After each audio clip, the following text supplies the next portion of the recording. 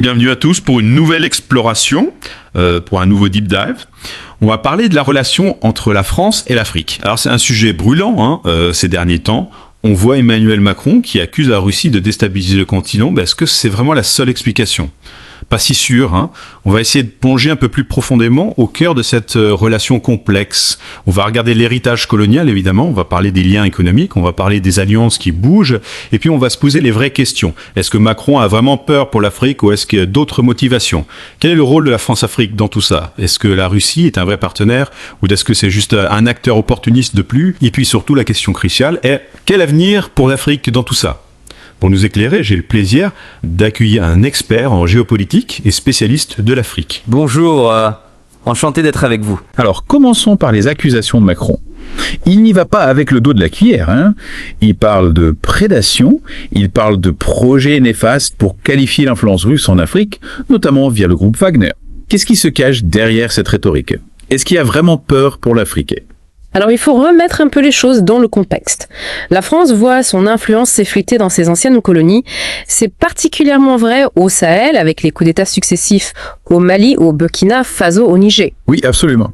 Donc Macron, il semble craindre de perdre l'accès aux ressources stratégiques. Oui. Je pense notamment à l'uranium du Niger qui alimente nos centrales nucléaires. Ah oui, c'est vrai. Sans oublier le contrat pétrolier juteux de Total Energy en Angola au Gabon. Ah oui, ça c'est sûr.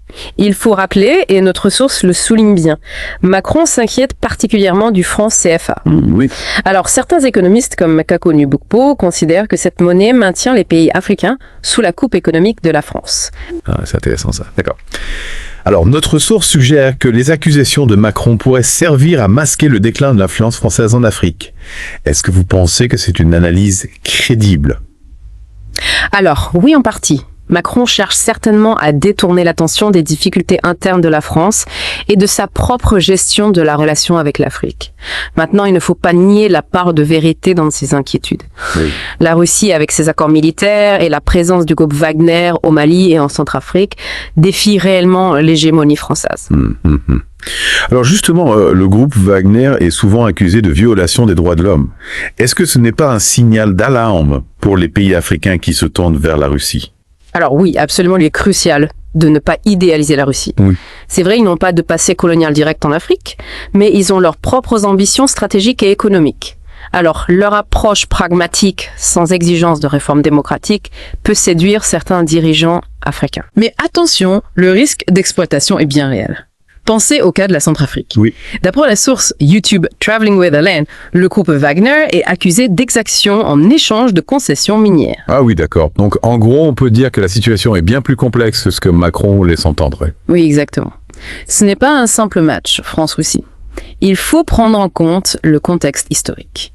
Il faut prendre en compte les aspirations des populations africaines. Il faut prendre en compte la montée d'un sentiment panafricain qui rejette toute forme de domination extérieure. Oui, absolument. Alors, justement, parlons de ce contexte historique. Le concept France-Afrique revient souvent pour décrire la relation trouble entre la France et ses anciennes colonies. Qu'est-ce que c'est exactement la France-Afrique signalée ? Alors c'est un héritage, un lourd héritage pour la France. C'est un système complexe de relations politiques, économiques et militaires qui a souvent privilégié les intérêts français aux dépens des pays africains. Notre source décrit la France-Afrique comme une machine de pillage et de chaos. Est-ce que vous pouvez nous donner des exemples concrets de ce système en action ? Prenons l'exemple du franc CFA dont on a déjà parlé. Cette monnaie imposée à 14 pays africains est contrôlée par le Trésor français.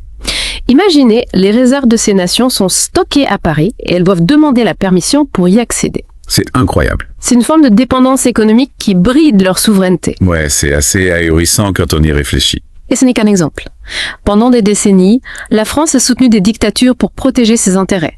Gnassingbé et Yadema au Togo, Paul Biya au Cameroun, pour ne citer que. Ils ont profité du soutien français tout en opprimant leur peuple. Oui. La source YouTube Traveling with Alain mentionne comment la France-Afrique a favorisé l'instabilité et la corruption dans plusieurs pays. Notre source mentionne aussi le rôle trouble de la France dans le génocide rwandais. Est-ce que vous pouvez nous en dire plus ? Alors, en 1984, pendant le génocide, rwandais, la France a apporté un soutien militaire et logistique au gouvernement Hutu, responsable du massacre de 800 000 Tutsis et Hutus modérés.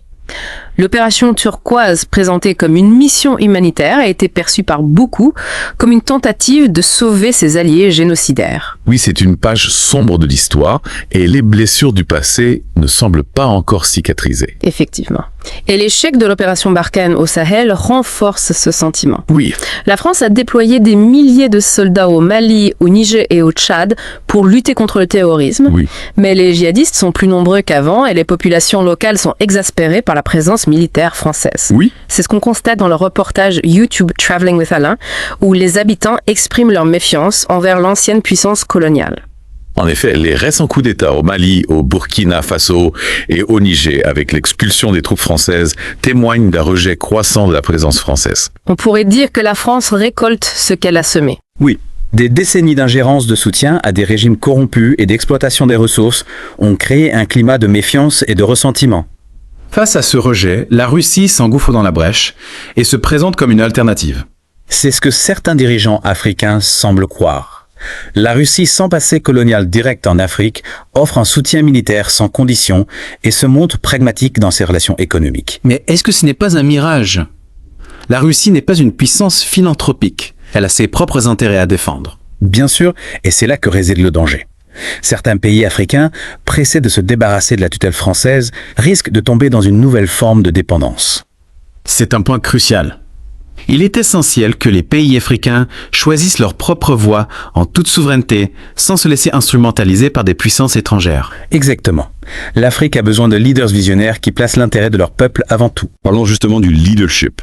Le président Macron a tenu des propos controversés qui ont indigné certains dirigeants africains. Il a notamment osé dire que certains pays africains avaient oublié de dire merci pour l'aide française. Ouais, c'est une phrase qui en dit long sur l'état d'esprit de Macron. Il semble encore prisonnier d'une vision paternaliste et condescendante de l'Afrique. D'après notre source, cette déclaration a été perçue comme une insulte par des leaders comme Ibrahim Traoré au Burkina Faso et Mahamat Idriss Déby Itno au Tchad. Manifestement, Macron a du mal à saisir les aspirations des nouvelles générations africaines qui aspirent à l'indépendance et à la dignité. Il est vrai qu'il a souvent tenu des propos maladroits sur l'Afrique, évoquant par exemple des problèmes de civilisation liés à la démographie.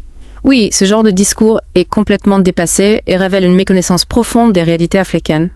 Pourrait-on dire que la relation entre la France et l'Afrique est à la croisée des chemins? Oui, c'est un moment crucial. La France doit repenser sa relation avec l'Afrique en abandonnant son attitude néocoloniale et en acceptant un partenariat d'égal à égal. Mais est-ce que la France est prête à faire son mea culpa et à changer radicalement d'approche? C'est la question qu'on va aborder dans la suite de notre exploration.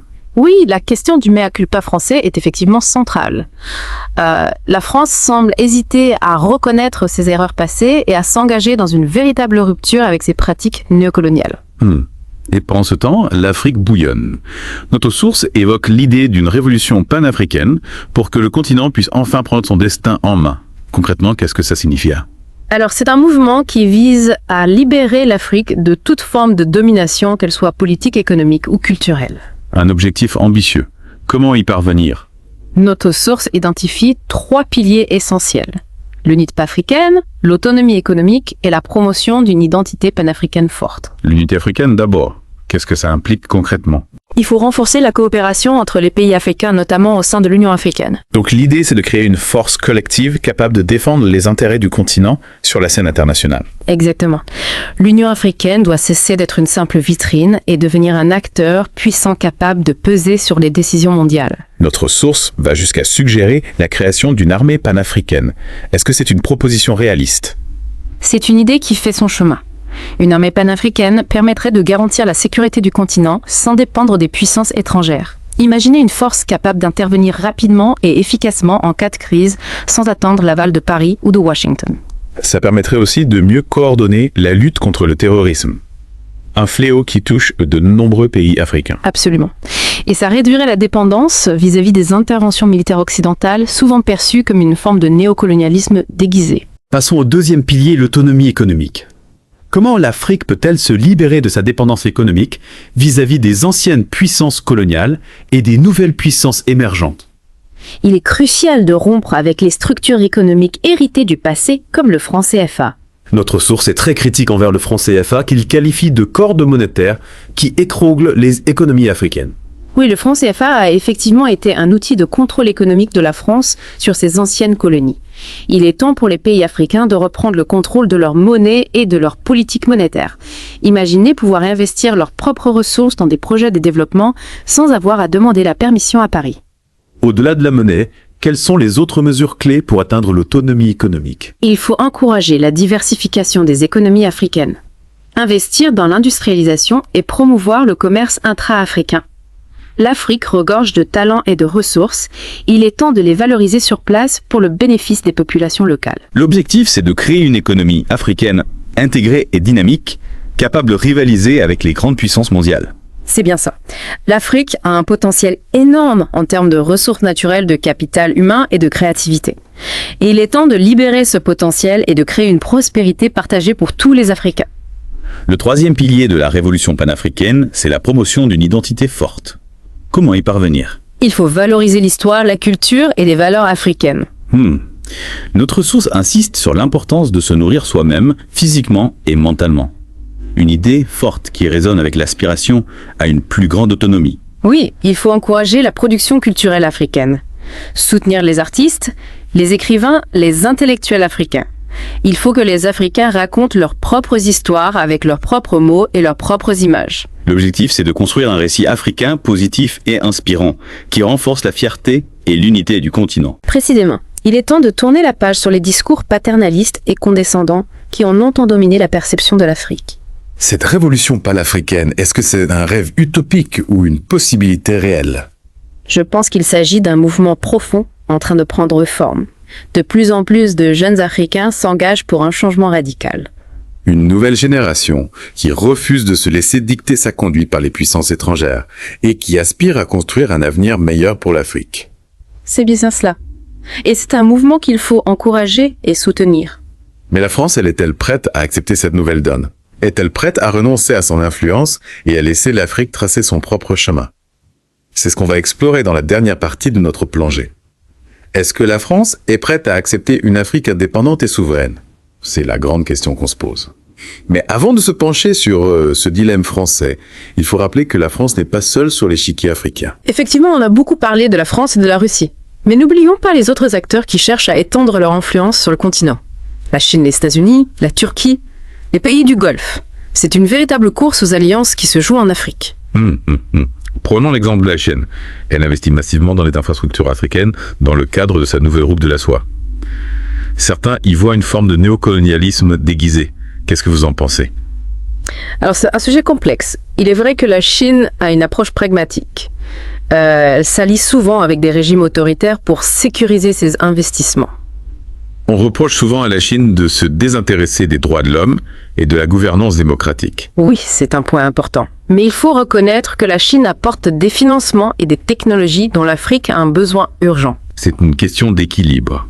L'Afrique doit pouvoir choisir ses partenaires en fonction de ses propres intérêts, sans se laisser dicter sa conduite. Exactement. Il est crucial pour l'Afrique de diversifier ses alliances afin d'éviter de tomber dans une nouvelle forme de dépendance. Et les États-Unis, comment se positionnent-ils dans cette course aux alliances? Alors, les États-Unis ont longtemps considéré l'Afrique comme un terrain d'affrontement, d'abord avec l'URSS pendant la guerre froide, puis avec le terrorisme islamiste après le 11 septembre. Mais leur engagement sur le continent a souvent manqué de constance et de vision stratégique. On a l'impression que les États-Unis perdent du terrain face à la Chine et à la Russie. C'est une possibilité. Mais il ne faut pas sous-estimer leur puissance économique et militaire. N'oublions pas qu'ils ont des alliés importants en Afrique comme le Kenya, le Nigeria ou le Sénégal. Face à tous ces acteurs aux intérêts parfois divergents, comment l'Afrique peut-elle défendre ses intérêts et affirmer sa souveraineté? Je pense que la clé réside dans l'unité. Les pays africains doivent parler d'une seule voix sur la scène internationale. C'est d'ailleurs un point que souligne notre source YouTube Traveling with Allah, qui a parcouru le continent et rencontré de nombreux acteurs de la société civile africaine. Oui, ça rejoint l'idée de la révolution panafricaine qu'on a évoquée tout à l'heure. Tout à fait. L'Afrique doit s'unir pour peser sur les décisions mondiales et défendre ses intérêts économiques, politiques et culturels. Mais comment parvenir à cette unité alors que le continent est traversé par de profondes divisions ethniques, religieuses, linguistiques? Alors, c'est un défi de taille, mais la jeunesse africaine porte en elle un formidable espoir. On voit émerger une nouvelle génération qui transcende les clivages et aspire à une Afrique unie et forte. C'est encourageant. Oui, et il est important de soutenir cette dynamique. La France, par exemple, pourrait jouer un rôle positif en encourageant l'émergence d'une Afrique souveraine et démocratique. Au lieu de s'accrocher à ses vieilles habitudes néocoloniales. Précisément, la France a tout intérêt à accompagner l'Afrique dans sa marche vers le progrès, plutôt que de tenter de la maintenir sous son contrôle. En conclusion, on peut dire que l'Afrique se trouve à un moment charnière de son histoire.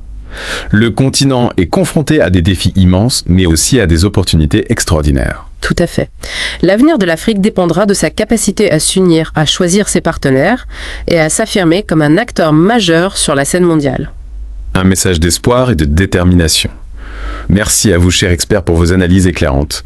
Et à vous, chers auditeurs, merci de nous avoir suivis dans cette plongée au cœur des relations complexes et passionnantes entre la France et l'Afrique. N'hésitez pas à poursuivre votre exploration de ce sujet fascinant, car l'Afrique est un continent en mouvement, un continent qui s'invente et qui nous invite à repenser nos certitudes.